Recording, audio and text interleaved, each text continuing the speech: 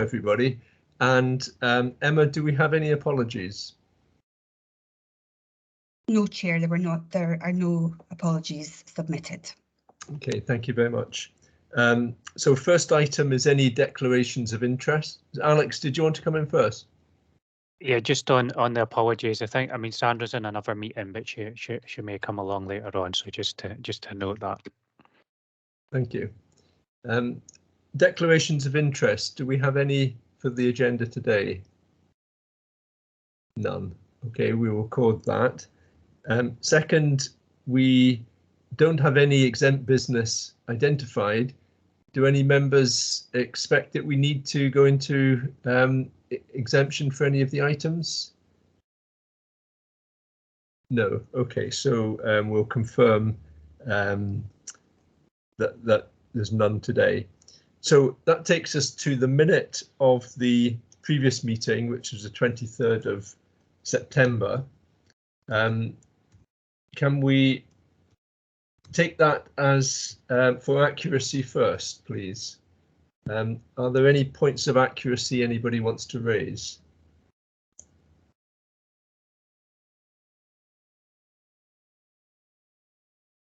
Okay. Did I hear somebody saying no? Okay. I said not from me. Okay, thank you. I was mumbling, sorry. Thank you, Philip. So we'll take that as an accurate record. Can we move then to matters arising from the minute? I've got a couple, but if I can ask others to intimate first.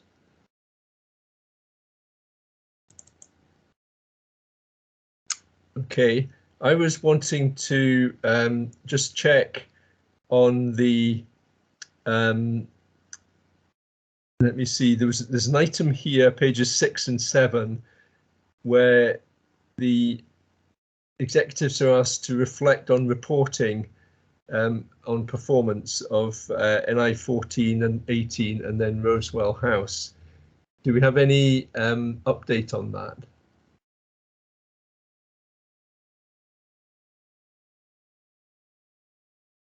Alison. Thank you, Chair.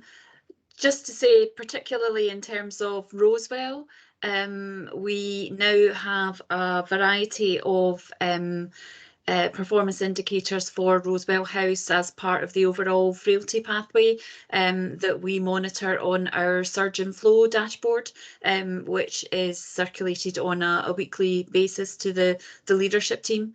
And I would also say Rosewell House and its performance is under a fair bit of scrutiny over and above that on a daily basis through the NHS Grampian daily System Connect meetings as part of our sort of regular monitoring of the flow of patients through ARI and out into community settings. So that's in terms of Rosewell House.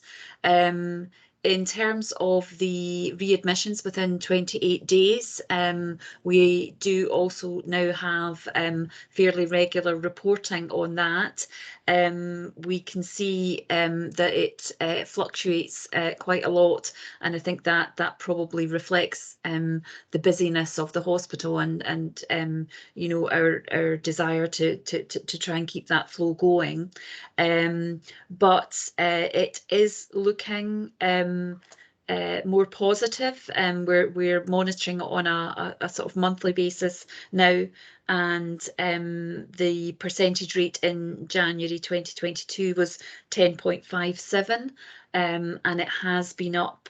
June last year it was up at 13.05. So I think it's just one of those figures that will fluctuate as you know, with demand and with the pressure on the system, but rest assured that it's one of these areas that the leadership team are very focused on in terms of ensuring that people are only discharged from hospital when they are clinically fit to be so, and that we discharge them to as appropriate a location as possible.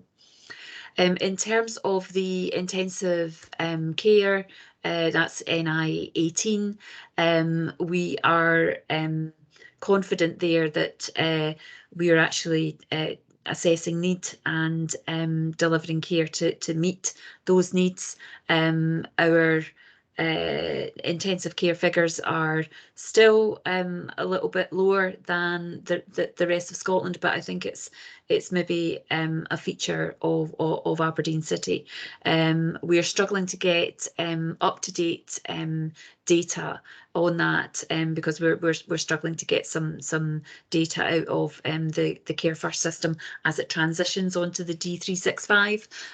But we'll keep an eye on that. But certainly from our social work managers, they're very conscious that they're delivering care as per the needs that are presented to them. Okay, thank you very much, Alison. I think that's helpful because it's 5 months since we had the last committee, and presumably performance report will come next time, will it? Yeah, so that's helpful if we can record that in the minute, Emma, for today. So thank you for that, Alison. My other question is on page 9 of the pack, and it relates to the item that we had on Mental Welfare Commission and young people monitoring. It indicated there that there would be a further report to the 1st of March. So I just wondered what the status of that is for us. John, I can maybe come in on that one. The person who presented the report last time has now left. I think she maybe mentioned that at the meeting that she wasn't going to be here, but certainly she's moved on to pastures new. So what I would suggest is that we put that onto the planner, and then let me pick that up again, so we don't lose sight of it, and let me pick it up with the new person who's been employed in that role. So we just need to try and get that sorted, and I think there are other things that we're looking at in relation to the mental health or the Mental Welfare Commission too, in terms of our IJB agenda as well. But I think if we could put it on the agenda just now, I'll have a look at it. But I'm not sure April would be enough time for it. I think we need to move it to the next meeting. Okay, no, I'm content with that myself. It's just that we don't lose sight of that, and so the planner would be the place to get it recorded. Okay. Anything else anybody wants to raise in relation to the minute? Okay. Luann, were you about to speak or no? Okay, so let's move on to the business planner, 3.2, and any questions around this?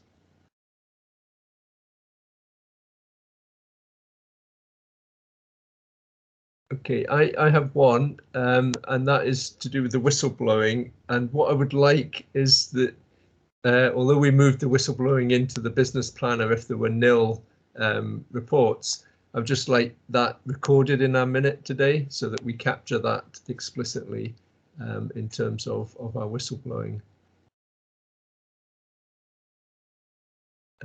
Okay, anything you wanted to highlight, Alex, or do we just note this?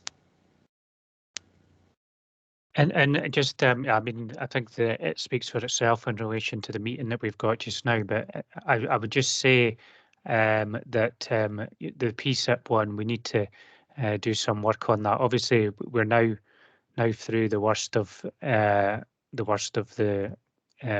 stuff, and we need to go and have a look at that. And then we're also we need to the Audit Scotland briefing note. We need to kind of have a look at that as well for next time too.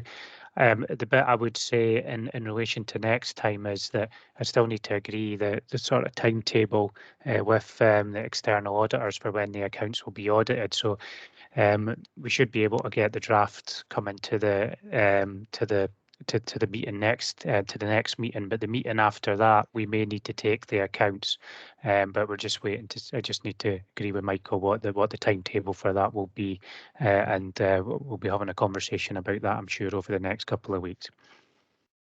Okay, thank you for that information. That's good. Okay, so I see nobody signalling on this, so if we can note the information that we have in the business planner. So that takes us to item 4.1, page 15 of the pack, and we've got the strategic risk register. Martin, it's quite self-explanatory. Was there anything you wanted to highlight just now?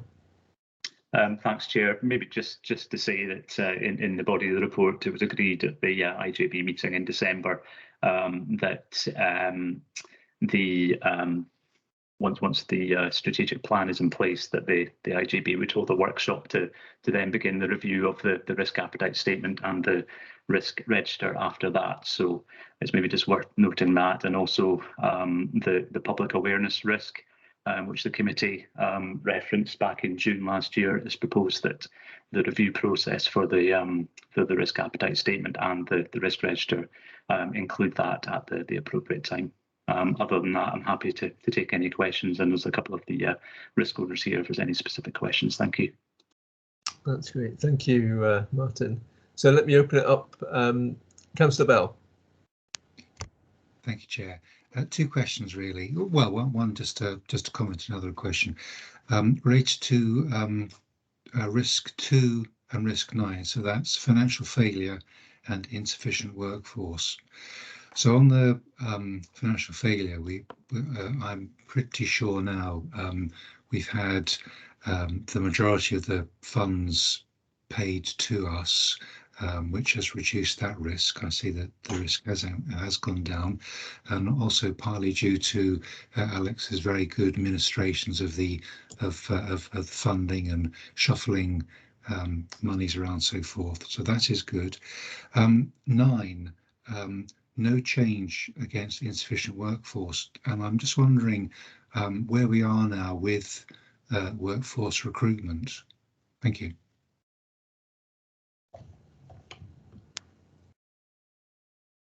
Alex? Yeah, so we've been working with colleagues across the patch, across Grampian around about recruitment. So we have got a kind of a major campaign going on in relation to recruitment as it sits at the moment. So that's the first thing I'd say. So we are working our way through that.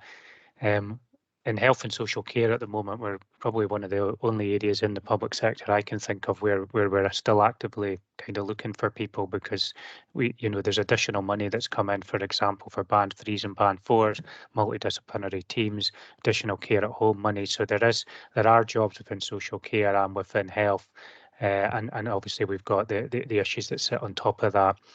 I met with the chair and vice chair yesterday, and the workforce plan was due to come to the IJB in October, and the chair and vice chair have asked me to try and pull that into June, into the June meeting, to try and give a bit more assurance around about given that workforce is such a major issue for us within Aberdeen City. So I just wanted to kind of highlight that, and that it's in progress, and we are working our way through it, but we are looking to bring someone back to the IJB in June now. Did you want to come back, Councillor Bell? Yeah, could I ask? I mean, what sort of what sort of shortages are we talking about in terms of numbers or percentages or whatever? Do you have, I mean, just a rough idea? I'd be completely shooting in the dark, Councillor Bell. I'm afraid I don't have a figure off the top of my head, but we if you consider in band 3s and band 4s, we were looking at 30 or 40 staff in multidisciplinary teams. So you'll be into, I'd have thought you'd be into the hundreds, maybe the 200s or so on around about it. But I would need to, before I could give a guarantee, I would need to go and do an analysis on it. It's difficult to get a starting point, as you know, because posts get filled and then new posts come on, and it's difficult to kind of get to the bottom of that. But I did hear that we had put a advert out in consultation with the whole of Grampian Health and Social Care Partnerships and NHS Grampian, and we have had a bit of joy in response to some, because Bonacor Care were featuring in that as well, and we have had a bit of joy in respect of people interested in working in social care within Bonacor Care. So that was what the most recent information, but maybe Sandy's got a bit more info on the numbers. Yeah, Sandy, please go ahead.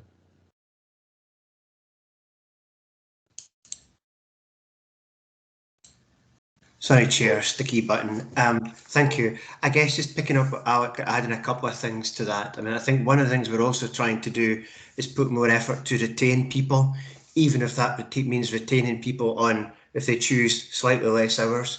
It's probably collectively, we realise it's easier to keep people than it is to recruit people. So with various things and ways, we're trying to make it a place people want to stay, potentially, even if it means less hours. I mean, for example, I think we're starting to very actively work with the Council and NHS Grampian to think about what are the opportunities that hybrid working might provide us in terms of tempting people to come and or tempting people to stay. You know, that, and an example being we've got a sexual health consultant who's came back recently from maternity leave full time, and she was really explicit the only way she could come back full time was if we agreed a sort of hybrid working model for her. So trying to maximise those opportunities. I get a sense of numbers. I mean, I happened to be looking yesterday at NHS Grampian, which is obviously bigger than us, but a big chunk of those jobs are in Aberdeen. It regularly has over 250 jobs in the NHS Grampian bulletin, and a huge chunk of them are in Aberdeen. And if you think of our wider portfolio sphere within the partnership, that's a big chunk of those are in Aberdeen. And a similar. Andy, Alison's just posted some data in the chat.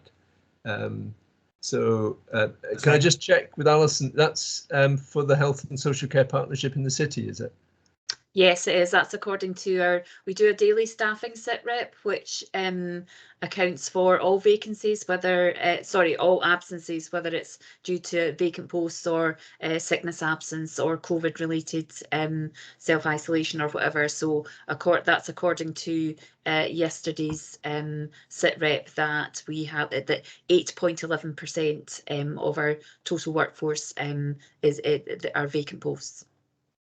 Okay, and so thank you very much for that. I'll bring you back in a second, Sandy. Sorry to cut across you, but I thought that was useful to look at. So, and that's interesting. That's vacancies, and then any absences because of isolating or other reasons would be on top of that, I assume.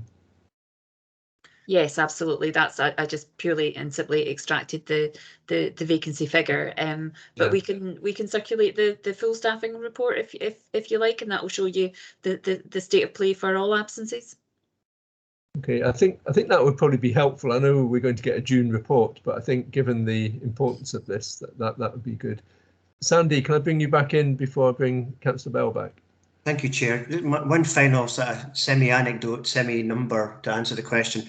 We recently advertised across Grampian for the vaccination staff to become permanent. So we all did it at the same time, all asking for the same types of things: vaccinators, healthcare support workers, admin staff. And as an example, Aberdeen that currently is round up about 25% less staff have been appointed to that process than Aberdeenshire. So it's much harder to recruit those people into Aberdeen City, even at the same time asking for the same thing and doing it across Grampian. It just gives a flavour of the challenge, if you like, just answering the question about numbers. Thank you, Chair.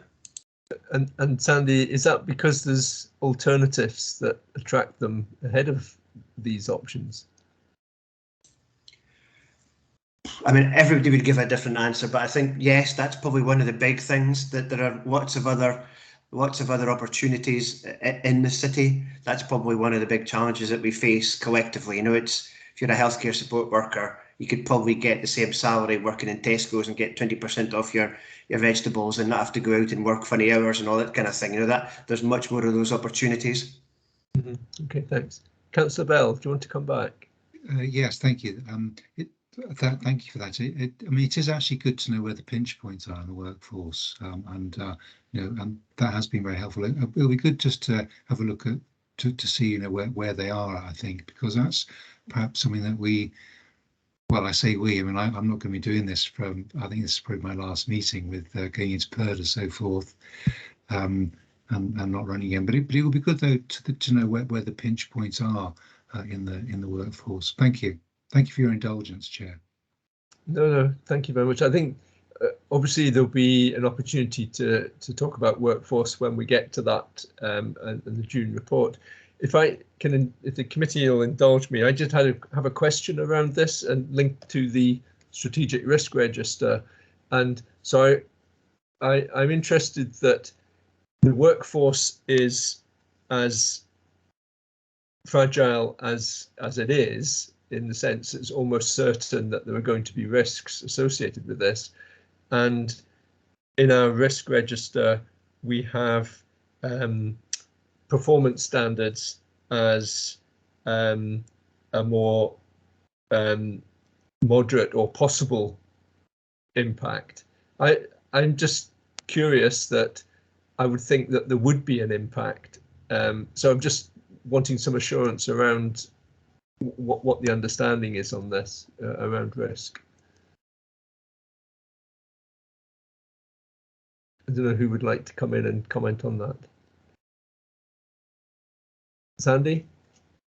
Thank you, Chair. I guess partly in response to that, one of the things we have done is prioritised our available staff on our most critical services, and to make sure, rather than any of them falling over, we have prioritised those services. I think one of the other things we've been quite successful, a sort of legacy of the vaccination programme, we've now got a good culture within the partnership that Alec and Sandra have kind of led us to, whereby if we need people over in vaccination service, people moved in December to do that, and now in reverse, we have been helping vaccination service go to support other parts of the hospital or the community system. So I think partly what we've been doing is develop a culture of flexibility and who needs those people the most at those particular time, and that actually works well, we hope, for staff's development, because it gives them other strings to their bows and perhaps allows them to move in more permanent opportunities but stay within the partnership. But there's a strong culture that we move our people to support the things that are most in need, rather than operating in a this is my team and this is my silo and I'm not helping your team in your silo kind of thing. It's the very opposite. Okay, thanks very much. And then just joining the dots to our leadership team objectives report, where we've got pausing work and the like, then that follows from the explanation that you've given, Sandy. Okay, thank you. Alex.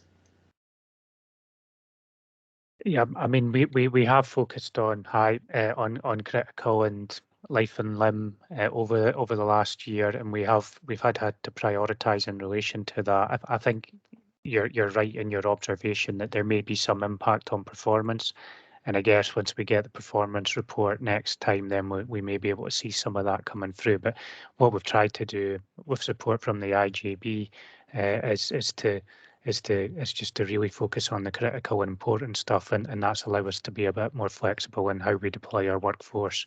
But I guess it is a good point that there may be you know, once we compare performance in our annual performance report against previous performance, we may see some movements around about that, and that may be replicated across the rest of Scotland as well. Yeah, okay, thank you. And I think it's good for us just to air that, especially in a public meeting, so we're clear on the rationale there. Thank you. Luann. Thanks. Just a couple of things from me. One on workforce, and I think Philip's questions were really helpful there. If we're thinking about what we want to see in the future and what we want to see in terms of reporting, I agree. I think it would be helpful to see where the pinch points are. It would also be helpful to know where we're reliant on locum and temporary staff to address any gaps we have, and also what the projections are for what we're going to need in the future. And by that I'm thinking, are there places in the system where more use of digital will mean we need less people, but equally are there areas where we're going to be required to have more workforce? So for example, mental health and you know, some of the work around there, and really just to get a sense of how far away, you know, what's our plan to address those gaps, and you know, what we'll see coming through year 1, year 2, and where the risks remain. So that's just that was in my mind about the workforce. But the only other comment I had was, I thought it was interesting, point 3.4 in the covering report talks about the committee asking the Chief Officer to consider appropriateness of including a risk around public awareness of partnership services. And that was discussed in 2021 in June. I think everything we've known and learned over the last period of time would really just highlight how important that is. And I would say we're probably at a place where it's not just about awareness of services, but actually what we're looking for is for the public to be much more aware and understanding of why services are changing and how we need to engage differently with the public and what we're asking the public to do differently. So I think it's just, since it was raised last June, probably the need for that is more important than it's ever been, and it's wider than just awareness of services. It's that co-production and bringing the public with us on this change journey that's becoming really, really important. Okay, thank you, Luann. That's helpful. Alex, did you want to comment on that? Not so much on the partnership thing. I think that probably kind of takes care of itself. But I think when we do bring information back to the IGB in June, that we should provide some information in relation to the vacancies. I know Alison's provided some information there, but I would highlight that that's only our staff, that are our own staff, and you know, probably doesn't take into account primary care, doesn't take into account social, well, a lot of the social care would be my suspicion on it. Maybe there may be some social care in there, but maybe not as much as there could be. I think the point that's being made around about what does the future workforce look like is a good one. I mean, I think the IGB in the past has been quite successful in relation to that. I don't know if you've seen the article in the on the BBC website a couple of days ago in relation to link workers that Aberdeen City had put in place, and you know, that was using a different model, in that we went to the third sector and worked with them around about that model. But I think there will be there is going to be a challenge about getting people into posts, because all IGBs and areas are now looking for the same sort of skills. So pharmacy, GPs, you know, everybody's looking for the same type of stuff at the same type of time. So we need to kind of work through that in a kind of methodical way. And develop good links with the universities and so on to kind of make us an employer of choice around about that sort of stuff. So I expect to see that coming through the workforce plan when it's updated, and certainly something that we'll need to be mindful of. But we will need to look creatively about what we need and how we can do it, or how we do it. And there is a risk, which is why the risks at the highest level at the moment is that we know that we are going to be under pressure from other areas who are looking for similar type of staff as we are. Okay, thank you. It's good to tease out these themes, so Sandy and yourself are clear what we would like to see covered. Councillor Cook. Thanks, Chair. Just actually on the back of Alex's comment about the BBC item, I didn't see it on the website, but I saw it on Reporting Scotland. I thought it was really good. So just like to record well done to all staff concerned in that. I thought it was an excellent piece. Okay, thank you. That's good. And can I just comment on pick up what Luann was saying? I think when we do review what's down there as public awareness, is the engagement. I think another word I would have would be the public's confidence in access to services, and that's an aspect that we need to consider. I think too often, although it can be anecdotal, we get one story from some of the public and we say everything's fine and it's very busy, but actually something's not joining up in the middle. So something about confidence in what's happening is a way of trying to join that up, I think. Okay, thank you. One other point, if I can, I don't see anybody else signaling. So on the hosted services risk, I'm just, as I was going through this, I was curious about this as well, that it's marked down as likely as a risk here, and currently SLAs are not in place. And we're going to come on in a minute to the audit plan, and we're looking to have an audit around hosted services. So I'm just wondering about the position that we're in and not having SLAs in place. When are we expecting them to come through? so that there's more clarity. Alison? Thanks, Chair. Yeah, our plan was to bring the SLAs forward to the March IJB for approval, but the work was paused slightly, just sort of over the Christmas and into New Year period whilst we were dealing with Omicron. So it will be the June IJB meeting that we bring the hosted services SLAs forward. Okay, and does that mean that meantime we're kind of operating to the draft ones? Yeah. Yeah, we are continuing to deal with the hosted services as current arrangements, but the SLAs will hopefully bring a little bit more transparency, a bit more robustness around about accountability, and consistency across all 3 IJBs. So there will be an SLA for each of the hosted services, and each of the 3 IJBs will be asked to approve the SLAs that are presented to them. So the whole of Grampian, will be aware of what are the expectations from the hosted services and how we're going to measure them. Okay, thank you. I've got Sandy and Alex. I don't know who to bring in first. Does somebody want to be commenting on this particular question or not? Let Alex go, Chair, if you want. I can come in after Alex. Fine. Chair, I'd say that I mean, your point about what we're working to at the moment. I mean, the hosted services are very much part of the Health and Social Care Partnership. I know that they maybe provide services on to the whole of Grampian rather than just Aberdeen City, which is where the majority. But they've got the same support and the same support mechanisms in place as any other service within the Health and Social Care Partnership to help manage and deliver services. So in that respect, it's I think there is some sort of framework there.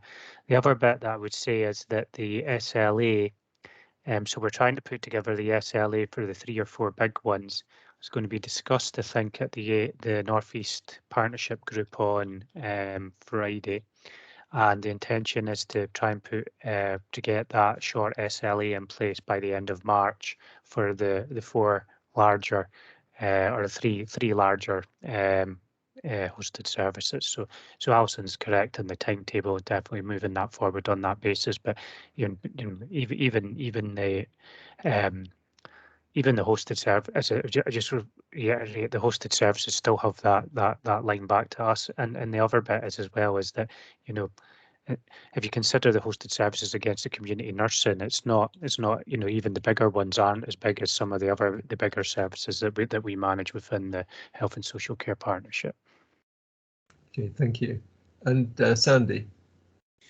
Thank you, Chair. Just developing Alex's point, and I would kind of accept a conflict of interest here, so I would say this. I'm happy to be challenged, but I mean, as one of the managers managing one of the hosted services, and it applies to the other one too, we are fully part of the governance process within the partnership through the leadership team, and we do escalate, and some of the members of the committee will be on the Clinical Governance Committee. We do escalate and are able to be challenged through the Clinical Governance Committee process as well. So I would just want to add that assurance that although the SLAs are not in place, there's very strong governance and management of the hosted services that are in the Aberdeen portfolio. Okay, thank you. Yeah, and I think all those responses provide assurance, as you're saying, Sandy. Thank you very much.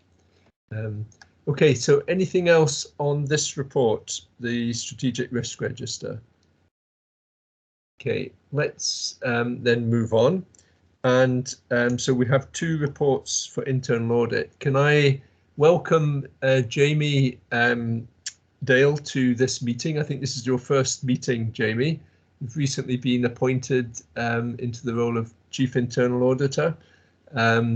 And so you'll be a familiar face for us going forward. So a warm welcome for attending this as your first committee. The Internal Audit Annual Plan 5.1, would you like to introduce this? Thank you very much, Chair. If I could also take this opportunity to thank everyone for their warm welcomes as I take up the role as Chief Internal Auditor. So I hope everyone's seen the plan either through this paper or the consultation process, and you'll be familiar with the development from previous years and other experience. But I want to touch on one thing specifically, and that's the fact it's a 3-year plan. So this allows both us as internal audit and the committee to gain a better understanding of the operating environment. It allows for us to think ahead and make sure that on a rolling basis we're covering the totality of operations. But the plan's not set in stone. Again, the multi-year approach allows flexibility, but year on year we will still do our annual assessment and present back to the committee on a further 3-year rolling plan. So you may see audits brought forward, deferred, dropped, or new ones added. And all of this will be done in consultation with management, the relevant boards, and then presented to yourselves as the committee. Finally, on approval of the plan, we will work with individual service leads on the audit plan for the year. This will look to match our internal resourcing, but also ensure that it's suitable for the relevant stakeholders. We will look to make sure that services are not inundated with maybe consecutive audits, or it doesn't clash with other priorities and commitments. So I hope that's clear, and please, I welcome any questions at this stage on the plan. Okay, thank you. Page 49 of the pack, we've got Appendix A, which is the plan set out over the 3 years. Open that up for comments and questions then.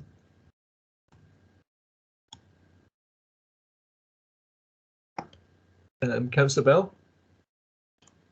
Thank you, Chair. I notice at the beginning of the audit, there's providing assurance that the IGB has implemented appropriate arrangements over data sharing and information security.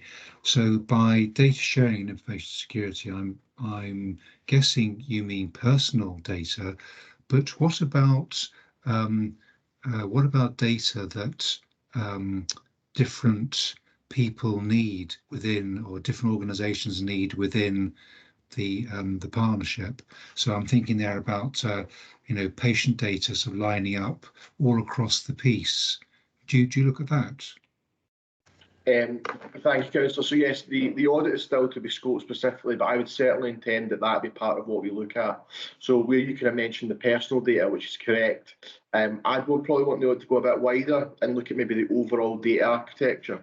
So I could maybe just direct you to the reason for inclusion. We are already speaking with the likes of NHS Grampian and Mori, and they're going to be kind of part of that audit. So it will be a joint work that we do across the piece. Thank you. Okay, Luann. Thanks. Well, my first question was the one that Philip's just asked, so that's good. The second, just a comment really, I suppose. It's helpful to see Aberdeen City Council's internal audit plan here as well. And I just wondered if the same, if we'd had the same look at NHS Grampian's internal audit plans, so that we're covering all areas, jointly. I'd welcome maybe the answer for NHS Grampian. Certainly as part of the planning process, I have spoke with the internal audit for NHS Grampian and considered that, but it wouldn't be right for me to present. But Chair, I think there's maybe the service can answer that. Alex? Yeah, I mean, I think, Luann, that's a good question around about what's on their audit plan and how it will impact within there. It's great to see that the link up between the three internal auditors, and I know that's something that we've been looking at. The reason that the ACC ones are on here in particular is that Jamie is also is also the auditor for ACC as well as the IJB. So he's got the chief internal auditor role for there. We could certainly look and probably get a hold of the plan and circulate that to members, just so you've got assurance, or you can see what's on the PwC plan as well for the year. But the reason why it's not here before, or we've never done it before, is in relation to the fact that Jamie and his predecessors have only really got responsibility for the the two for the IGB and Aberdeen City Council. Okay, but there's the logic is there that an extract of, if anything that's relevant that reaches into the health and social care partnership staff would be right. Okay, yeah. So if I maybe just come back in, John. Sometimes it's difficult to see the relevance because the NHS ones are covering the whole service, you know, or the whole system, or the whole NHS system. So sometimes it's not quite as easy to pinpoint, oh, that one might impact on the IJB and that one won't. But for instance, if they were doing something in relation to primary care and given primary care is delegated, then that would certainly be an area of that we would be looking for. And then when that report was finalised, we would be looking at bringing that report back here. Okay, and are you happy to pursue that yourself, Alex, directly with the finance people in NHS Grampian? Yeah, I'm happy to take an action to go and deal with that, and I'll get that. If we could get that minuted, then we'll get that information and I'll circulate it out with the meeting, just to give you that assurance. Okay, thank you very much, and obviously share it with Jamie, and then we can think about how we report back. That's good.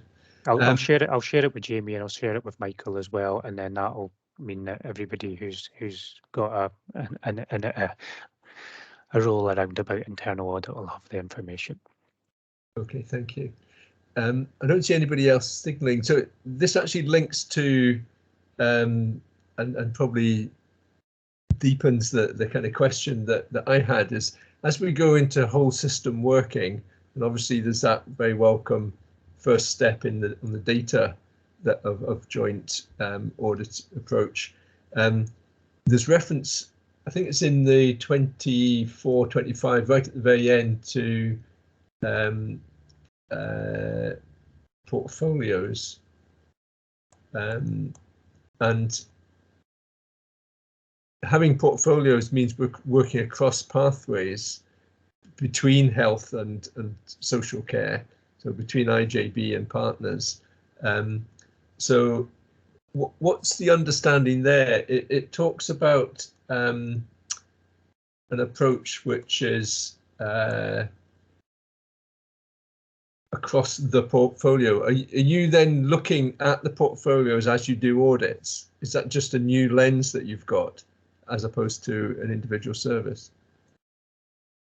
I don't know if it's a new lens, Chair, but it's certainly the way to take it forward, that we will look at maybe more the totality of the operations. So where you say maybe work that's done by NHS Grampian or Mori, or maybe something that's more within their remit, I would expect the discussions to be constantly happening, and where it may be not sharing kind of audit services, but if there were any support that we can provide each other, I would certainly want to factor that in.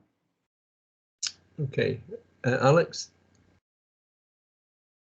Yeah, I mean the IGB asset management stuff. So we've had conversations with that of internal audit on that previously. So there's, because obviously the IGB doesn't have has to use the assets. It doesn't actually own the assets. We can't hold assets in that same sort of way on our balance sheet.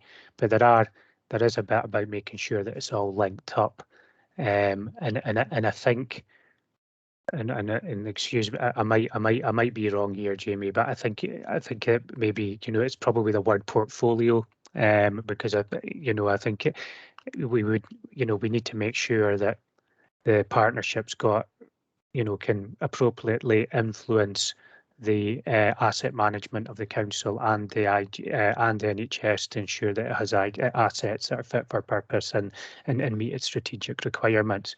I think the word portfolio has obviously got different connotations in relation to NHS Grampian in relation to their portfolio model. So I'm not convinced the IJB would have much remit over the portfolio model, because although the services are delegated from a strategic point of view. They're not operationally delegated as it sits at the moment. So maybe there's just something that we just need to flash out, as Jamie says, once we get to that point, deciding what's going to be in there is just really getting to the detail about what needs to come out of that one and what we need to do in relation to that. So Jamie, sorry if I've tried to put words in your mouth in relation to that, but I'm just kind of talking about, you know, the portfolios have got a specific meaning within NHS Grampian, and I'm not sure if that was actually picked up in the conversations that you've had to date. Through yourself, Chair, no, thank you, Alex. Much more eloquent than me, and yeah, maybe it's just down to nomenclature, but certainly we'll factor that in as we're doing the scoping when we get to 24-25. Okay, and not to prolong this too much here, I do think there's a conversation around the portfolios then, because I think I hear various views of this, and that they should be a whole system thing and not just an NHS Grampian thing. So there's maybe at a separate time for a seminar or workshop that we can just get ahead fully around the portfolio element. Alex? Yeah, happy to take another action on that one, John, and get something set up. I mean, I think when the new IGB forums after the elections, it'll probably be the perfect time to have that conversation. We're obviously looking at the induction of the new IGB members, and I think there should be a reference in there to the portfolio arrangements that we're working at the moment. And as I say, we just need to kind of flesh out some of the other stuff around about there, but happy to have that conversation at that point in time and get something set up. That's great. And Luann, as chair of the IJB, are you happy we're not overreaching ourselves as a committee in prompting this? No, I think it's important that we're doing that, and would see it as being really logical that once we're settled with new members, we include a reminder and a refresher for existing people, but an update for new people about what a portfolio is and how that, which will provide opportunities for the IJB to deliver its strategic intent. So no, really supportive. Thank you. Okay, thank you. Okay, Jamie, we've kind of gone off at a slight tangent, but it's an important issue for us. So bring it back to the recommendations here. Page 45, we're being asked to approve the plan as it's presented to us. The committee happy to give that approval? Agreed, yeah. Okay, thank you very much. So Jamie, you're still on here for the next one, 5.2. We've got internal audit reports, page 51 of the pack on mental health and substance misuse. Would you like to introduce this one? Yeah, thank you very much, Chair. So the objective of this review was to look at the processes in place around mental health and substance misuse and to provide assurance with regards to the control framework. And I'm pleased to present what I consider to be a positive report that highlights in general the areas adequately controlled. The conclusions are supported by sample testing, and any recommendations which we did make were more around enhancing the controls and maybe striving for consistency. And management has agreed an action plan to take these forward. Thank you, Jamie. So comments and questions from the committee? Councillor Cook. Thanks, John. Yeah, it's there's I think it's paragraph 3.3 where it's saying that we spent I think it's 9 million in 2021 in this area, and I just wondered, given that there's been a lot of talk about the fact that substance misuse, alcohol deaths, etc., have increased during COVID, how that compares to previous years. And probably a slightly unfair question for Alex is, how's it looking this year? Alex? Yeah, you're certainly trying to keep me on my toes. It must be coming up to the election or something, to the new IJB today. So actually, I can give you some information on that because I was asked to provide some information recently, and there is a view that we need to increase mental health spend. And when I looked at that review over the last 3 years that we had increased mental health spend in each of the years. The other information that's coming out in relation to mental health is, of course, that there's a lot of additional funding that's going to come across in relation to mental health. Now, most of that at the moment is going into children's mental health services. So we're working our way on that. And then recently, there was a letter that came out which indicated that they're now looking at to get mental health services within the GP practices in terms of some sort of mental health linked practitioner, and there was another £20 million for next year in relation to that, and £40 million planned for the year after that. So I was pretty pleased to see that our spend had risen over the last 2 or 3 years in line with the commitment around about that. But that will include, I would add, community mental health services on the NHS side and on the social care side.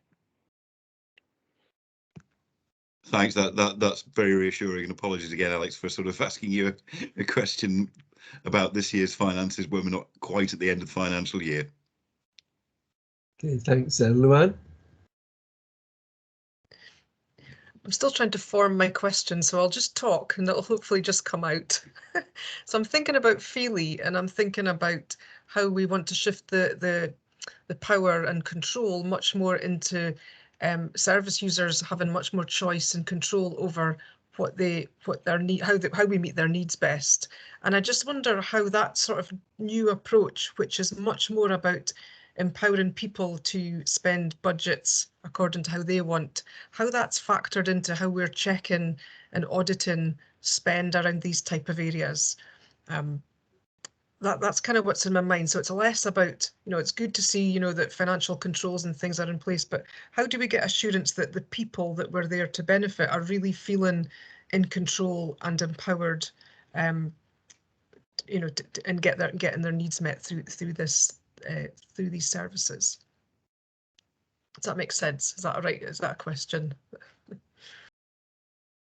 I could answer that, Alec, through yourself, Chair. I think what you're talking about, Luann, is the self-directed support and really putting the choice and control onto the service user, and you're right, how they choose to spend their budget.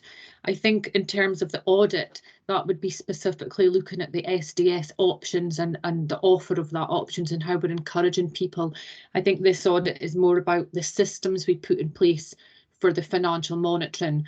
But I think, yes, SDS, and we have new guidance out on SDS, Luann, and it is about adapting I suppose the use of our budget. So for example, one of the things the guidance is saying now that people, if they wanted friends or family members, that we should be encouraging them to actually employ their own family or friends as their carers. So much more opening up the choices available. But I think we're going to be doing a lot of work around SDS, particularly with the new guidance that's came out. But that's obviously, we would need to look at the outcomes and the choices of the person rather than the process. Does that make sense?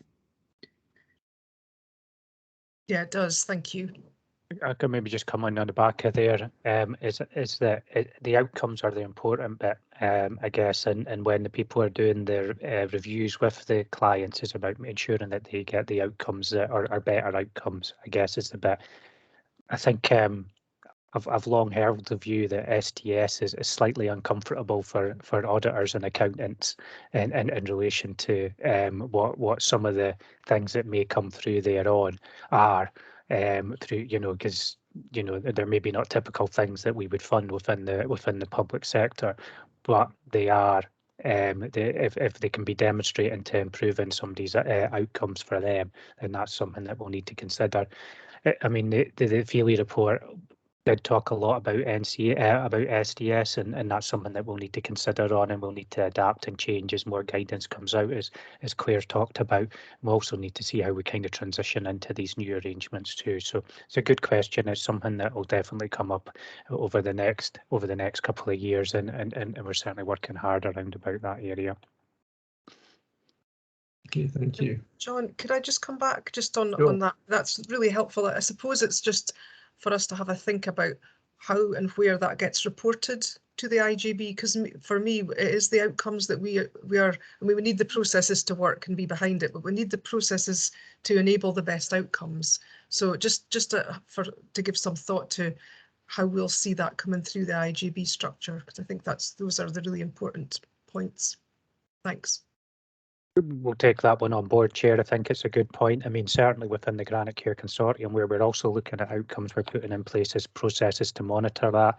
We probably need to think about a bit better about how we monitor and demonstrate that to the board in relation to SDS. That's good. Thank you. Councillor Bell. Thank you. I think you've probably been discussing this a little more obliquely, but 3.8 in the report says that 2 of 12 service users had no record of the required annual review being undertaken, and a recommendation graded as significant within audit area was made that the partnership should ensure that reviews are completed in line, blah, blah, blah. I wonder if maybe just have a little bit of comment associated with that, please.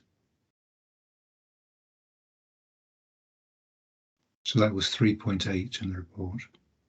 Yeah, I mean, I think Claire's coming in, so she maybe knows more about the actual examples than I do. But I mean, I think one of the things I would say is that it's been very difficult for this staff group over the last year or 2 years in relation to trying to deal with the pressures that are in there as they responded to COVID and so on. So, you know, we do accept the report, the point that it wasn't recorded on the system, and we do need to go and check that process out and move that forward from there. So, yeah, we accept what was said. The service has been under incredible demand because of the points raised, I think, earlier on around about the increase in demand for mental health services during the pandemic, and actually also the level of complexity that the managers are working on as well. So I'll pass over to Claire, who's got more of a detailed understanding of the service area than I do. Absolutely. And I think Alex touched on the point. It's that the service was under significant pressure, and we do have a statutory duty to carry out annual reviews every year. I think our recording system we've got in place, as it says under that section, the reviews were undertaken, but they were recorded in different ways, and then 2 of them obviously wasn't recorded at all. And I think we have got new guidance that we've put in place around just a kind of checklist for what people need to do when they're doing the reviews, and just reiterating to make sure that they're recording that reviews. And yes, sometimes when the service was under huge pressure, reviews were maybe late in being undertaken, but obviously we had to prioritise all our work responding to the pandemic. So, but we do take the point on board, and we're making sure that the reviews are recorded in a consistent manner. Thank you. Thank you, Claire. Jamie. Thank you. And just to give Councillor some further assurance that of the sample of 12, the 2 which hadn't been completed, we've now received assurance that they have been, and then taking it forward, plans in place to make sure that going forward it meets the timescales and the requirements. Okay, thank you. And Jamie, so we've seen the management response there, and then the implementation of that. Do you go back in and review the implementation? We do, Chair. So as part of internal audit, we've got an audit recommendations follow-up where kind of for every committee cycle we would write out to make sure that risk owners or service owners are implementing the actions. And then as part of my annual report, which I'll not put to the next committee but the following committee, I would give you an update on the closure of audit recommendations and any that are outstanding. That's fine. Thank you very much. Okay, so we've looked at the page 51 of the pack, reviewing and discussing and commenting on the issues that are raised here. So on that basis, are we happy as a committee to note the current position with this audit? Great, yeah. Thank you very much. So do people want a few minutes as a comfort break before we go into the next items, or do you want to just press on? I don't see anybody desperate for a comfort break, so let's press on. Let's go to, and thank you very much, Jamie. Thank you. So we go to the directions tracker, 5.3, page 57. And we're being asked to note the contents of this. Alex, is there anything you wanted to say by introduction? Yeah, there was two things. First of all, I just wanted to introduce Amy to the committee. So Amy is helping to support around about our committees at the moment. So just welcome Amy, who's recently joined the partnership. The second thing I wanted to say was in relation to the report. There's we had picked up some of the narrative from the previous report in 3.3, but my understanding is now that the directions tracker isn't going to the chief officer's monthly performance meetings, so that's that would need to be corrected within the report.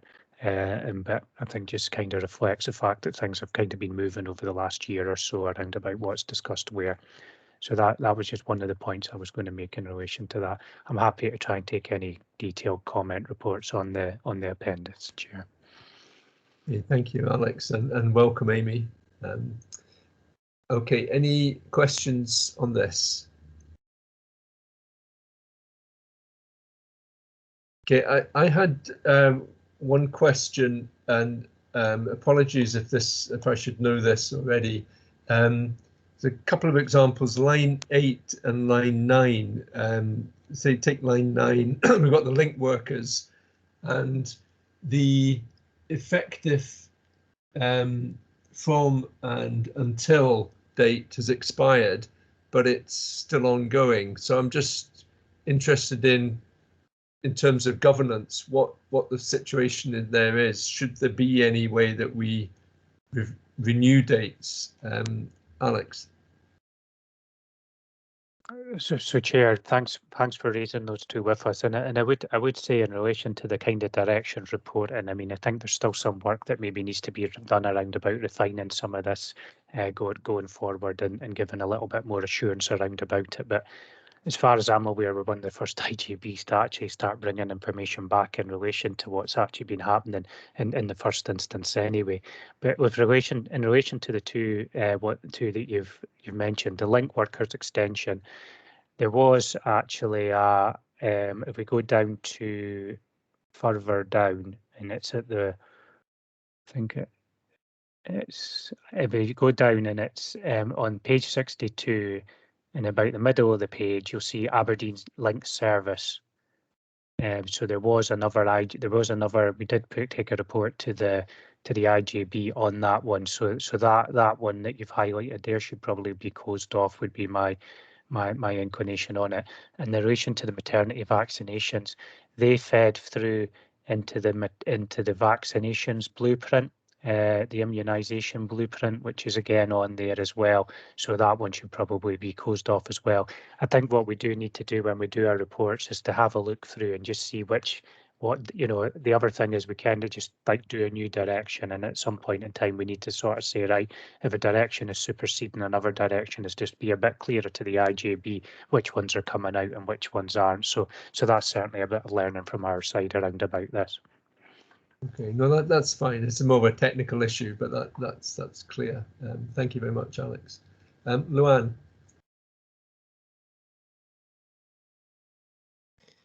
Yeah, Alex covered kind of what was in my mind. Really supportive of just looking at this again in terms of how our attention is drawn to areas that are maybe not progressing at the pace that we had expected. So some sort of traffic light system or something, so that for us reading it, we can be directed to the ones where there's risk, would be really helpful. So welcome that. Thank you.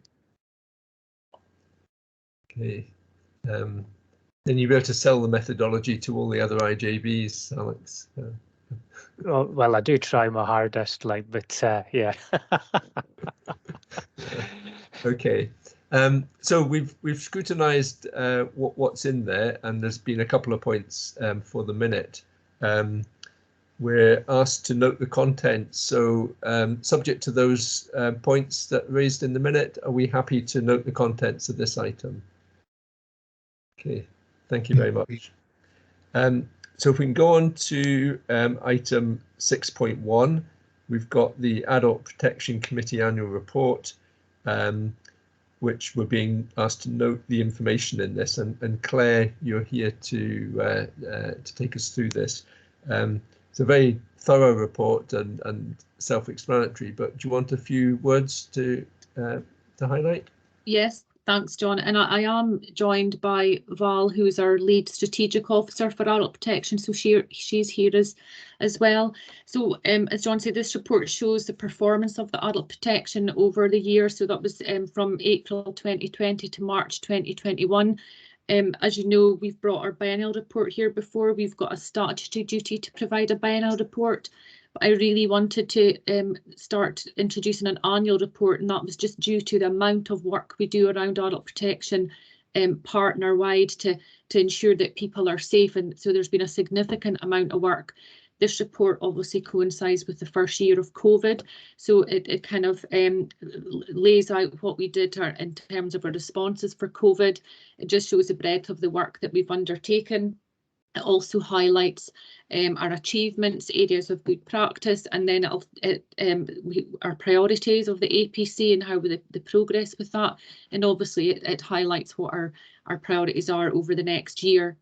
One of the things I did want to note, John, is around last year we established an Aberdeen Protects website. So that's a platform for all of public protection, and it is the first of its kind in Scotland. So we've had a lot of interest, but very good website. If people, I'm doing a bit of a plug, people haven't went on and seen it. It's for professionals, it's for members of the public. All our guidance and this report is on there. Really good website and pulls all of public protection together in one place. So happy to take any questions. I'm obviously, hopefully you've all read it. There's a lot of information in there, but happy to take questions. Thank you. Okay, we'll move to that, and welcome, Val. Thank you for taking the time to come to join us today. So open that up for comments and questions. Okay, just while I'm waiting there, so on page 66, I think it's on there, yeah. So the standards, the national regulatory and local standards that are in place, is the report telling us that our IJB services are meeting these, or is that we're still planning to meet them?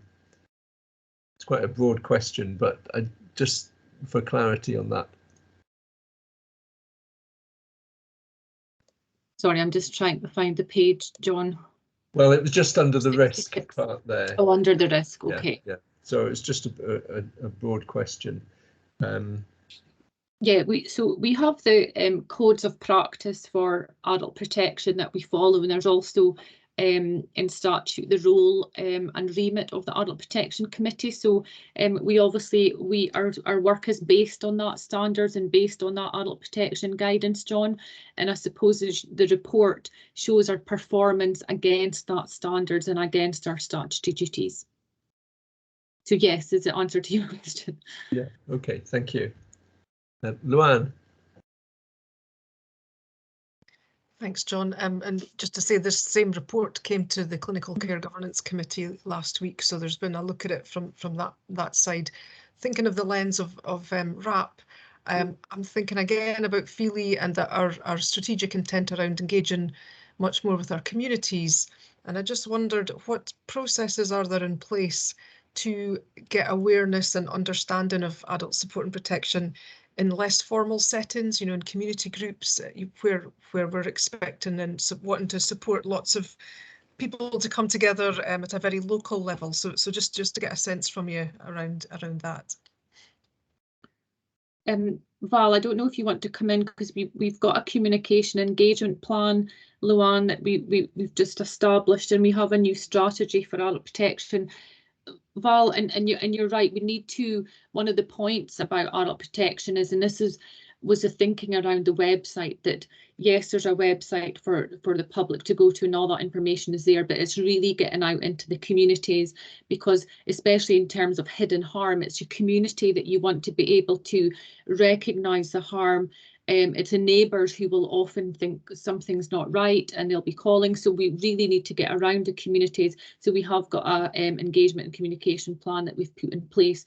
We're doing a lot of work this year in terms of engaging with communities, getting the message out there about adult protection, and not just within businesses as well, Luan, you know, because people will often go to their local shop. They will, the bin man will maybe recognise something. So it's really just trying to highlight the awareness of what constitutes as harm, and if something's not right, people can phone and just say, I'm just unsure about this, but rather phone than do nothing at all and have that kind of curiosity. Val, is there anything you want to add in about our communication and engagement plan? Thank you, Claire.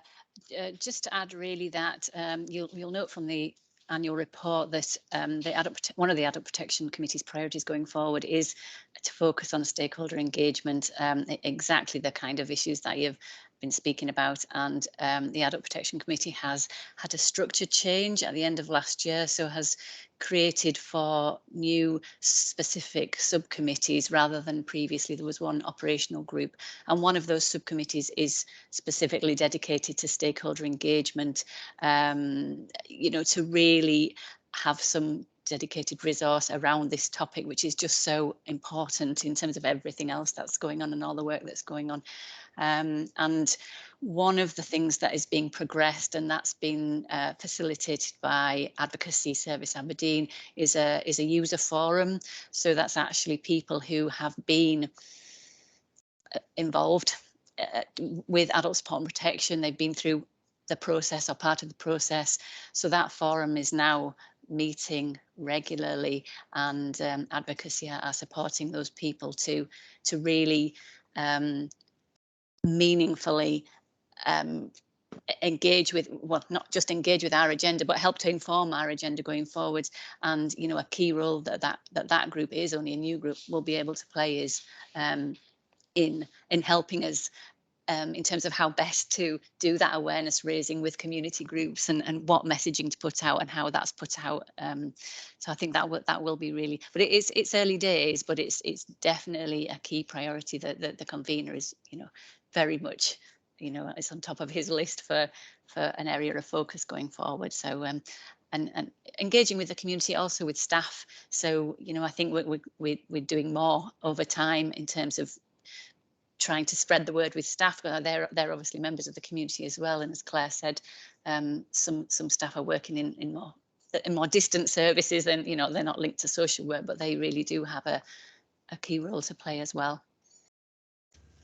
Thank you. Okay, thanks. Yeah, on page 78 it talks about preventative measures, and then we see in the data where the referrals come from, and that's fairly consistent over the 3 years that we see, plus the type of harms, the financial, etc. So is there an intention to get underneath the root causes of some of what's going on to tackle that, or is that for partners and others to be dealing with? Thank you. I'll come in again. One of our new subcommittees reflects another one of our priorities going forwards around performance and quality assurance, and we are working on developing a data set which will really tell us what we need to know, and a real multi-agency data set. Obviously lots of the data comes from social work as lead agency, but you know, this is not a single agency issue. It involves all our partners, so we're working with partners to see how best to bring in meaningful data, which is, I'm sure you know, it's not the easiest thing to do always in terms of systems and what data is available, and part of that process, which we've started already, is to try and engage on a multi-agency basis in terms of understanding what the data is telling us, and to dig deep and really dig into that data to help inform, you know, how we move forward, how we focus our resources. for me, it's really important. I'm the chair of the Performance and Quality Assurance Subcommittee also, to, you know, we have data, but we need to, if we don't know what it's telling us, you know, that's the important thing, isn't it? So Claire, sorry, do you want to come in? Yeah, it was just to add in, and it's a very good point, John, because what we want to get to is to prevent the harm happening in the first place. And whilst we cannot stop harm happening, unfortunately, but it is to try and prevent that. One of the things we've done through the part of the restructure just now is we have changed the remit of adult protection in terms of how we deliver our duties. So there was an adult protection social work team established, and they are the main focus and the main point for referrals coming in through adult support and protection and from police concern reports. So, and their remit is very much about early intervention, prevention. We do a lot of learning from the cases because adult protection is very, very complex. So we do a lot of learning, case reviews, learning reviews from particular complex cases that we've had. And one of the things is to try and determine if there's specific triggers that we can see, whereas within our practice we recognise the same triggers. For example, one of the work that we're doing just now is that, and somebody brought up around the drug-related deaths. So we did a big review of 20 cases of people who had died from overdose, and one of the things is we recognised particular risk factors and triggers for them. So now we've got that within our remit of our practice of when we recognise these accumulation of triggers, we know that they're a higher risk. So that's the kind of thing we want to do right across the board. So is that really early recognition, or there's factors in somebody's lives that places them potentially at risk, and we're trying to move to that, and that is for that much more early intervention, prevention, and that's where the kind of early work is, and that's why we're wanting to focus. And that does sit within communities because other people will start to recognise specific triggers, and it's encouraging that when they do see that triggers that they're referring on so we can support them. Okay, no, that's helpful, and although we've got the broad data in there, it does suggest that there's a fairly fixed pattern, and therefore that's quite encouraging for trying to get underneath it to understand what's happening and therefore take action that's early. Yeah, and as Val said, we are looking at our trends, and it is quite static, adult protection. And I think the important thing to note is that adult protection legislation is very much where the person and the rights of the person has to be at the forefront, and it has to be a proportionate intervention, so it's the least restrictive. So it's actually good that the majority of our ASP referrals end in no further action, because either the person isn't harmed, or we've managed to put in measures to stop and prevent that harm so they don't have to go through the formal system. Okay, thank you. Okay, I don't see anybody else signalling, so can we move to the recommendations? So we're asked to note the information contained in the report, and I think with the explanations that we've been given, we can be assured from our remit of the approach and the progress that's being made. I'd quite like it minuted on that basis of the progress, and look forward to an annual report being able to review. So thank you very much to Claire and to Val. Thank you. Thank you. Can we go to item 6.2, page 83 in the pack? So Alison has been waiting patiently for coming in on this. The Equality and Human Rights 6 monthly performance report.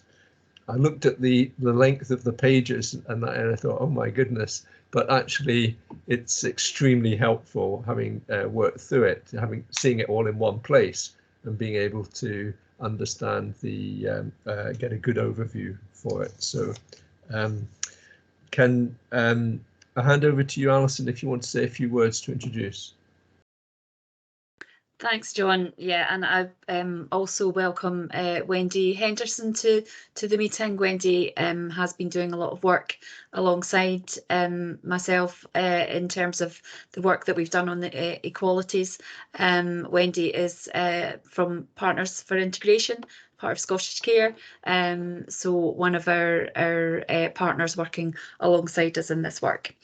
So yes, as you say, John, I'm really not going to make any apologies for the length of the document that you've got in front of you, because I think it does represent all of the work that has been done since the equalities report was approved at the IGB last May. So I think I would refer to that work as the preparatory work, if you like. We've set the framework, we've set the ground rules, you know, we've set our meetings, we've set up the processes and things that we need to ensure that we can deliver on our public sector equality duty as we described at the IGB last May. So probably don't want to take you through the lengthy papers one by one, but just basically that was to give you a flavour of all the work that has been done, and as I say, all the foundations that have been laid to date to enable us to go forward. Our next big piece of work is to get our diversity officer group up and running. We've been concentrated, we do keep an eye on IGB and committee planners so that we know what reports are coming and what big decisions perhaps that might have an equality impact, so that we can work alongside the report author and allocate a diversity officer to support. So that's a kind of growing piece of work that will have a kind of snowball effect, and will eventually have a network of diversity officers trained and experienced in supporting report authors and service leads and service managers to deliver, as I say, on their equality duty. I'll probably mention as well that Amy, who you met earlier on, who's around about committee work, is also around about the equality work as well. So we're growing our team, and we're growing the support, hopefully, that we can provide for this really important work. So I'm delighted to see how much further forward we have come since last May. Still got a lot of work to do, but hopefully the report will give the committee assurance that we're on that journey. So happy to take any questions, and I'll maybe ask Wendy or Amy to come in on any questions that I can't answer. Yeah, no, that's fine, and welcome Wendy to the meeting. Thank you for coming along.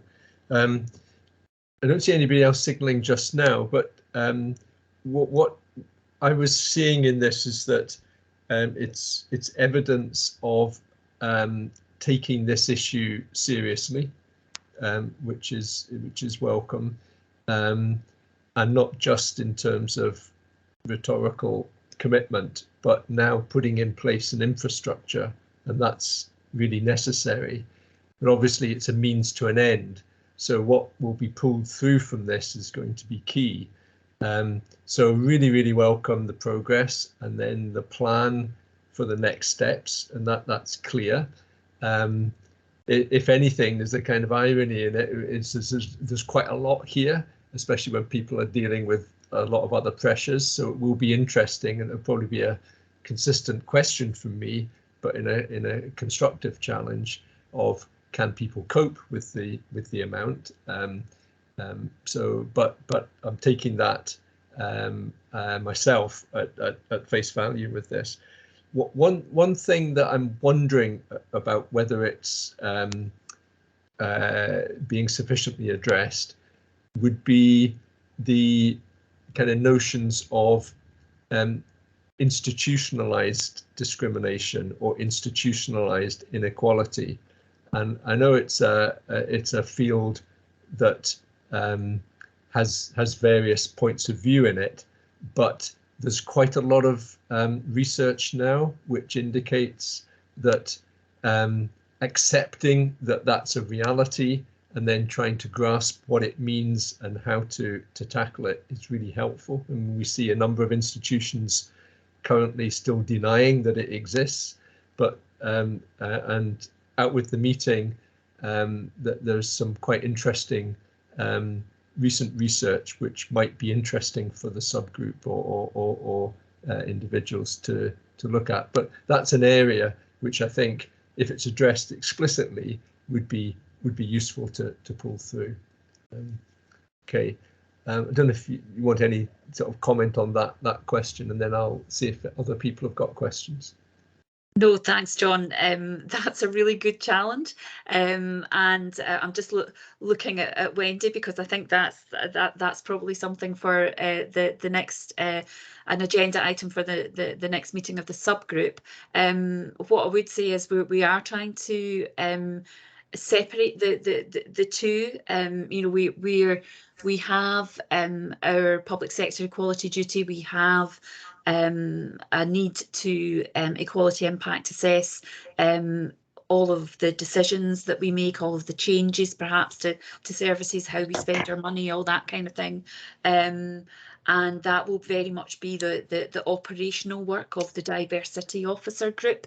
And the subgroup will become more of a strategic overview group, both helping the operational group to deliver and you know, remove any barriers or whatever, but also considering some of these other strategic issues that perhaps we haven't had time to do up until now, because we've been focusing on putting all these foundations in place. So good challenge, John, and Wendy, we'll make sure we pick that one up at our next meeting.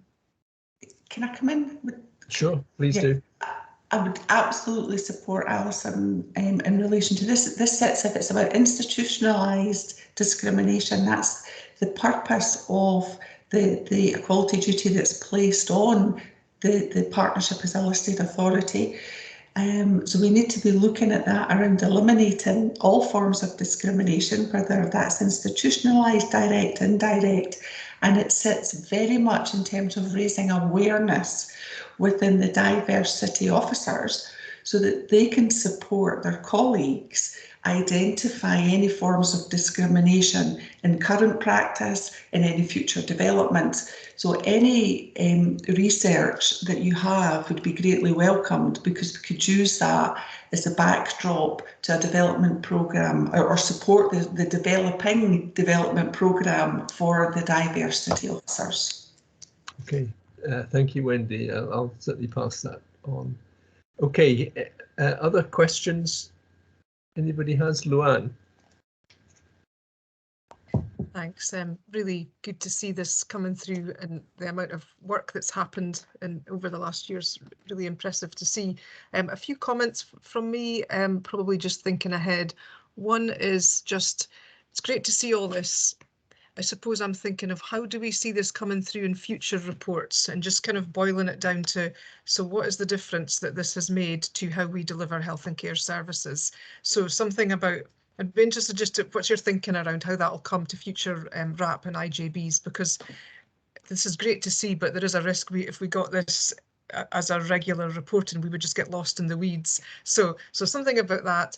On maybe ties in with John's point about the institutionalised aspect. What's being done to, I suppose, have the culture where we're not thinking of people with protected characteristics as these other group that are over there somewhere out in the community, but we're actually encouraging people in our own staff workforce to be up and out about whatever their backgrounds are, so that we're not othering people, I suppose. So there's something about encouraging people to get involved because they have protected characteristics in this work.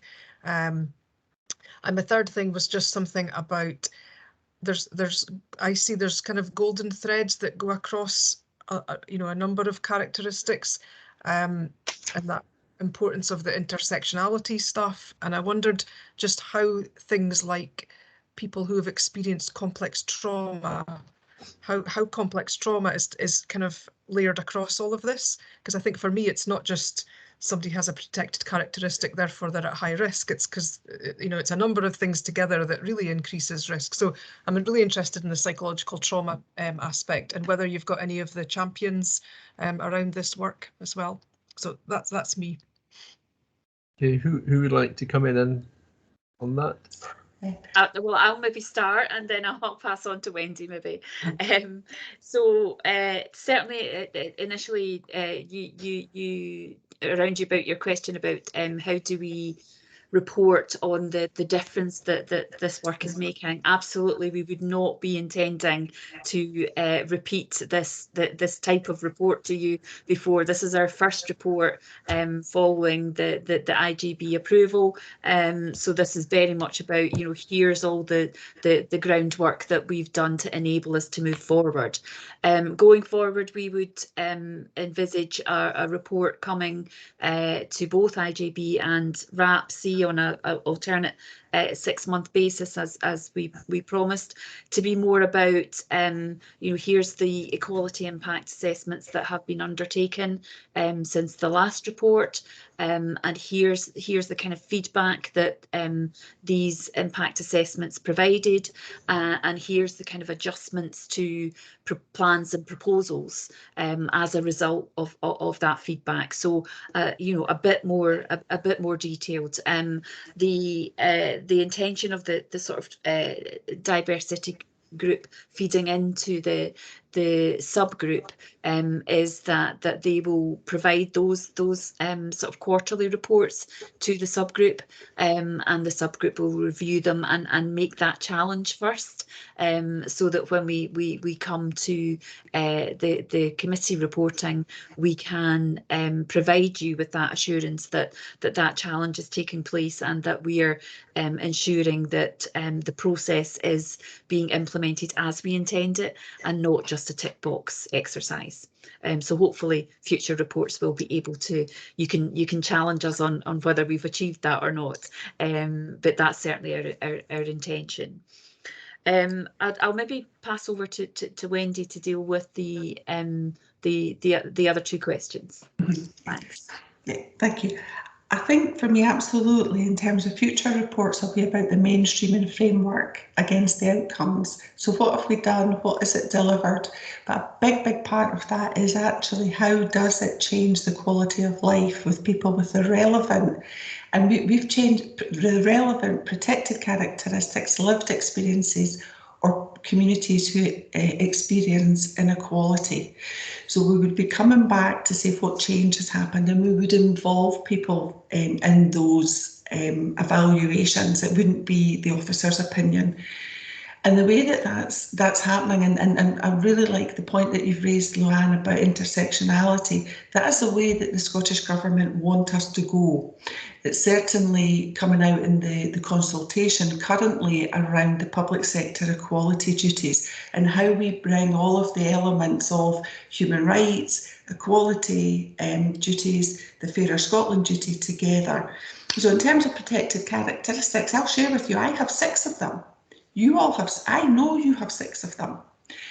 Do they open us up to discrimination or unequal treatment? Sometimes, sometimes not. And there's a real, and Alison's heard me say this, and I've spoken, but we need to get into the grassroots organisations. So we know a lot in terms of academia around, in terms of a singular protected characteristic. But how does that play out if you're a black man who's gay, living in an area of high deprivation and poverty, who's experiencing low-level, consistent, persistent harassment? How does that impact on your mental health? What do we need to be doing? So we need to be looking in the round. We shouldn't be looking at, you know, just saying, right, so what is it in terms of the African community? What is it for the Bangladeshi community? Because within those communities, there'll be very different experiences for people. Same with refugees. We don't look at refugees as a race. We look at them as people who experience inequality, so that we can really get underneath that. And what we're doing is that the Equality and Human Rights subgroup membership is being expanded to include people particularly with lived experiences, particularly experienced inequalities, so that they can influence and inform what we're doing going forward. And I caught a bit about, in terms of Val Vertican's group that she's establishing in people with lived experiences. So Val Vertican's and the role around domestic abuse and hate crime, and what staff working in services need to do and recognise when they see domestic abuse or hate crime, will go some way to supporting that. So it becomes everybody's responsibility. So I think that's a bit about the culture. There's a bit about, yes, absolutely seeing people in the whole, not just as one singular protected characteristic, because one singular protected characteristic may not result in discriminatory practice or in unequal opportunity. So I think from that we definitely are, and you're right about complex trauma, getting down underneath it. In previous role, I did a lot of research around people who were coming through the revolving door of homelessness. And actually the reason for that was drug addiction. But actually the reason for the drug addiction, most people had in common with childhood sexual abuse. So it's peeling away the layers of the onion, getting to the root cause, particularly in complex trauma, and delivering services to support that person. But we can't do it on our own. So the subgroup will very much direct and support and link us into the communities that we need to be speaking to, and the officer group will be very much about embedding it as a culture and reporting on progress against that, but hearing from people about what changes that has made to their life. So going forward, when the impact assessments come, they'll have recommendations, which are Equality, Human Rights and Fairer Scotland recommendations. And the officers will be expected to report on those and give you assurance that progress is being made to eradicate what they find through the co-production of the impact assessment with people with the relevant lived experiences and protected characteristics, and those that have experienced inequality in their lives.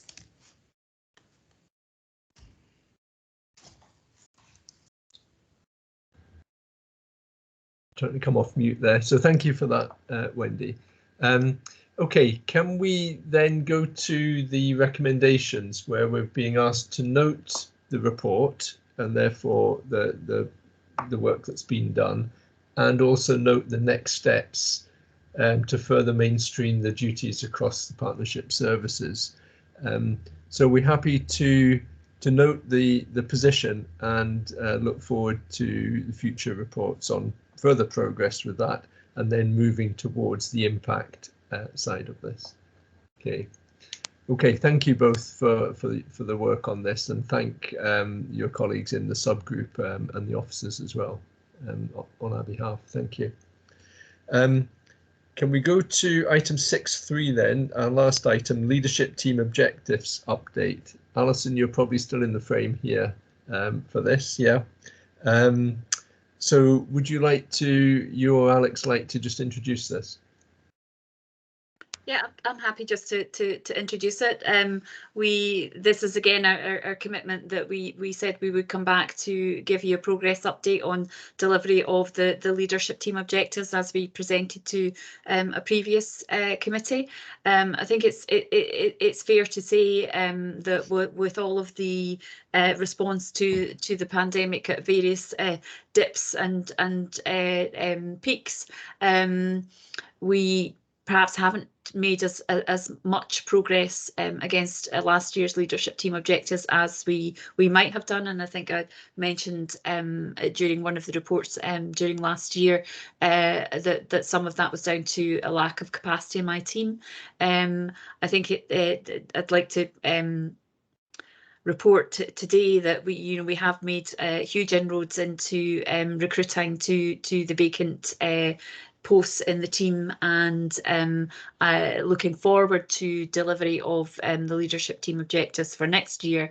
I think it's safe to say we will have the capacity around the leadership team to help support these programmes and projects going forward. But this report is about how we have delivered up until this point. I think it's fair to say it's almost because of the delayed committee meeting. It's now almost a full year report. I think it was originally intended to be a sort of 3/4 year report in December, but we've tried to give you the figures and the relevant information as up to date as we could, as per the deadlines for submitting the papers. So I don't think there's really much more that I want to say about it. It is what it is. We've done what we can, perhaps not as much as we might have wanted to, but the report is there for you, and happy to take any questions. Okay, thank you very much. Open it up then for comments and questions on this. Councillor Cook. Thanks, John. Yeah, I mean, I was looking at the table on page 181, looking at doing the normal sort of look at the red ones to try and ask nasty questions. But actually, when I look at them, it all makes complete sense. I mean, given that how hard people have been working, it is not the slightest surprise to me that training uptake is low, because if you're working flat out and someone says, would you like to come to this training course for half a day?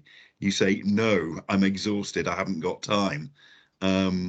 Similarly with absence rates, you know, with what's been going on over the last year, absence rates are up. Well, hey, you know, so the stuff there, the stuff that's in red strikes me as inevitable, to be honest.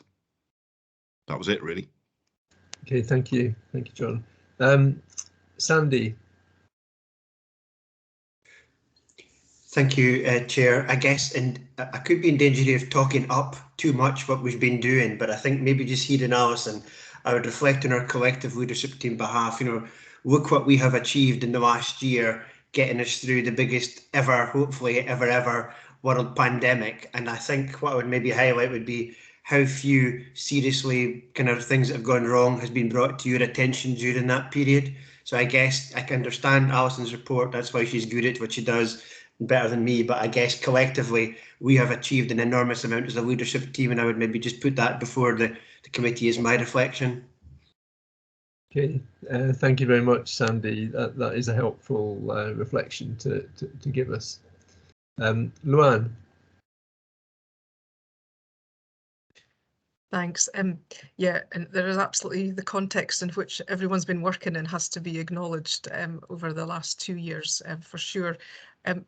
I just wanted to get a sense of how we benchmark, how we compare to other health and social care partnerships, in particular looking at page 184 about the staff absence due to mental health issues being, well, it seems to me quite high, but are we just in the pack with other partnerships? Is there a way of comparing that? It seems understandable to me, but just wondered if you had any other data on that, first of all.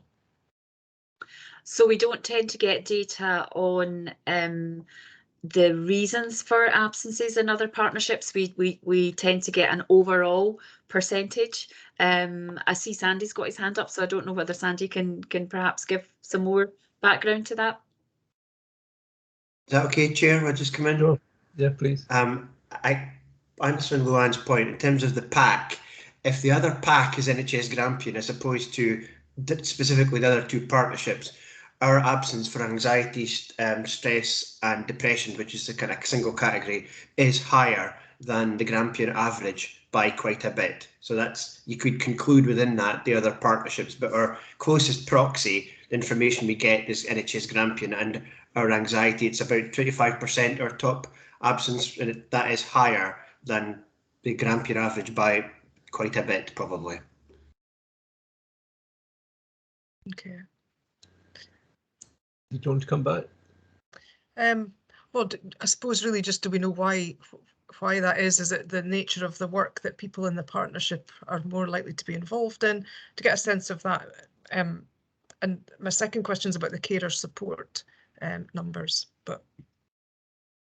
So I suppose that's the first one, is just, do we know why that would be different?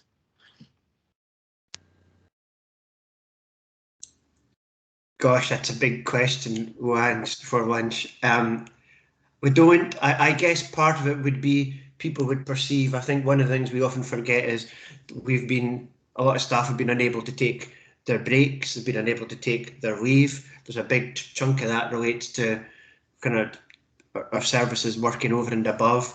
To be honest though, it's difficult to say that isn't the same in the rest of NHS Grampian, so I think the honest answer is we don't know. It would be the honest answer, Rowan. Okay. So I suppose thinking of the future, it is about how we make sure we build in that support for staff as we hopefully come out into a more settled period would be important. So my next question was just page 186. The carer support seems out of sync with the Q3, looks a lot lower, and just wanted to understand why that would be the case. So I think these figures refer to the number of new carers that have come forward for support in each quarter. So it's not like a cumulative number, but you're right, it is very low. And I can look into that and find out the reasons for that. Okay, thank you. Thank you. And my final point, and it's for the future really, is there's a one of the targets is around reduction in headcount, page 185. And I'm sort of thinking from our discussion this morning, is that still, would that still be a relevant thing, or would we not be looking to expand the headcount that we have for the future? Yeah, so I think that was a focus for our leadership team objectives last year, but you're right. The pandemic and the impact of the pandemic has led us to consider and indeed get additional funding for additional roles. So yeah, going forward, it won't feature in the leadership team objectives for next year. Okay, thanks. If I can just come back, not for other questions, but just it seems to me then that it's about the new strategy, then aligning with new leadership team objectives to reflect the new context of where we are. Would that be right, Alison? Yeah. Great, thank you. Thank you, Luan. Councillor Bell. Thank you, Chair. I'm just looking at the colour coding associated with this table on page 181, and I'm wondering if the colour coding is correct. So the top line, absence rates, they've declined, but they're colour coded red. Staff turnover declined, colour coded. Oh gosh, excuse me. I'll be back in 1 minute. Apologies. Okay, that'll be the wood arriving, I guess. So Alison.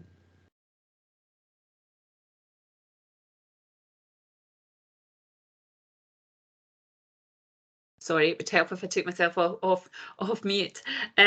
So yes, the colour coding was designed to indicate red was where something got worse, green was where something improved, blue is where we haven't progressed on something. So I'm not sure what Philip's question was there. I think he's suggesting absence rates have not declined, but okay, right? that may be an error. I'll look into that. Okay, that's fine. I am conscious that we have the next meeting at 12. Is that right, Luan, for the IJB? So I would like to bring things to a conclusion quite soon. I think if the committee would agree, I would quite like to take the comment that we had from Sandy into the minute, in the sense that I would like the committee to acknowledge the way in which the leadership team have taken us through the past year, and obviously it's been 2 years, but recognising that. But I think what's key is that in light of the current context, we have to think about how we do our governance. And so there's the learning that's had come from the period. There's the infrastructure that needs to be able to be stood up in ways that we've learnt about, if there's future vaccinations as one example, etc. And how we can do our due diligence when you are having to prioritise and move services around, or sorry, staff around onto critical and protected services. So there's probably something for us to reflect on as a committee alongside the new strategic plan and how the objectives and the performance reporting will be put in place. So I think it's probably worth us recording that in the minute, and then we need to reflect on it. And there's maybe a development session or something that we can have as a workshop from the bigger IJB just around those issues. I think might be worth us thinking about. Alison. Yeah, sorry, John. It was just to come back on that red, amber, green status. I've just reminded myself what the red, amber, green status was all about. It was about how it was about leadership team progress against these objectives. So the objective on absence rates, we didn't progress our project as we had intended. It's not about the absence rates themselves increasing or declining. It's about the leadership team activity around about that. So apologies. Okay, well that does explain it, and so thank you for your sharp eyes there, Philip, in asking the question. But that's an explanation. Okay, so that we can get a bit of a break before the IJB, and I don't want to undo, sort of not do justice as a committee, but are we content to note the progress update that we've received on the leadership objectives 21-22? Okay, thank you very much. So that does bring us to a close, but I hadn't realised, Councillor Bell, Philip, that this was that you weren't standing again, and that this is your swan song for us today. So can I ask Emma to put into the minute our acknowledgement, because it's been really good to have you as part of the group and to bring your particular lens into this. I think it has added to the scrutiny and the assurance that we've been able to achieve. So I'd like to acknowledge that in the minute and wish you all the best for the future. Thank you very much. Okay. And can I thank everybody for your contributions today, and you've got 7-minute break now, so thank you very much. Thanks, John. See you soon. Thank you.